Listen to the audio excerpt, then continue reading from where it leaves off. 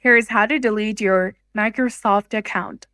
So first of all, in order to delete your Microsoft account, you need to open a web browser, then go to Microsoft website, which is microsoft.com, then log into your account.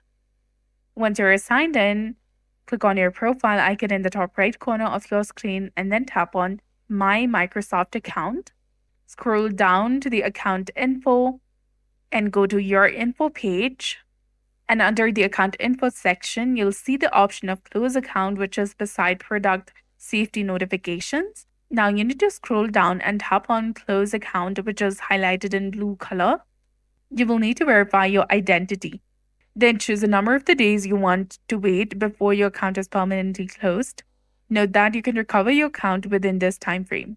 Then click on Next when you're ready and read and select each item to confirm your understanding and provide a reason for closing your account.